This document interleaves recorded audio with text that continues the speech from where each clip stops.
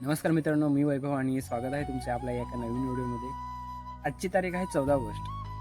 नेमकं आपल्या पालघरमध्ये या 14 ऑगस्ट रोजी काय घडलेलं होतं ते मी तुम्हाला थोडक्यात सांगण्याचा प्रयत्न करतोय. ही गोष्ट आहे 1942 सालची.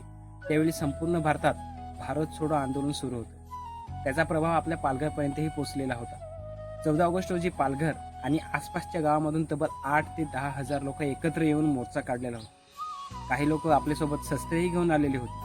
शस्त्र म्हणजे विला, कोयता, कुऱ्हाड काय मिळेल ते.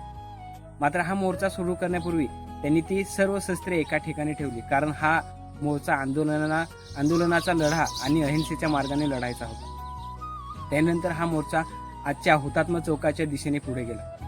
तिथे पोहोचतात पोलीस आणि आंदोलकांमध्ये तणाव वाढला. पोलिसांनी लाठीचार्ज केला. त्याचबरोबर ब्रिटिश पोलिसांनी गोळीबार सुरू केली आणि त्या दिवशी पालघरमध्ये 5 तरुण हुतात्मे झाले, म्हणजे मरण पावले. त्यामध्ये पहिले आहेत सातपाटीचे काशीनाथ पागधरे, दुसरे आहेत नांदगावचे गोविंद ठाकूर, तिसरे आहेत पालघरचे रामप्रसाद तिवारी आणि चौथे सालवडचे सुकूर मोरे आणि मुरब्याचे आहेत रामचंद्र चुरी. यापैकी एक होते ते म्हणजे गोविंद ठाकूर. ते फक्त 17 वर्षाचे होते आणि ते या गोळी लागल्यामुळे त्यांचे मरण पावले. गोळी लागल्यानंतरही त्यांनी आपल्या हातातील जो तिरंगा होता तो सोडला नाही. त्यांच्या रक्ताने माखलेला तो तिरंगा आजही पालघरमध्ये जपून ठेवण्यात आलेला आहे.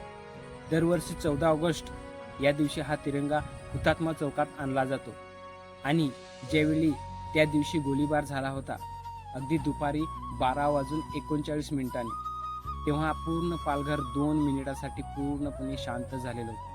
दुकानं असो, शाळा असो किंवा रस्ते, ते संपूर्ण पालघर अगदी शांत पडलेला होता. आणि आपण हा जो बोलतो की 5 बत्ती, तर आपण त्या ठिकाणाला 5 बत्ती न बोलता हुतात्मा चौक असे म्हणूया. आणि नक्कीच तुम्हाला हा व्हिडिओ आवडला असेल. आजच्या दिवसाचा थोडक्यात मी सांगण्याचा प्रयत्न केलेला आहे. पुन्हा भेटूया नवीन व्हिडिओमध्ये. धन्यवाद.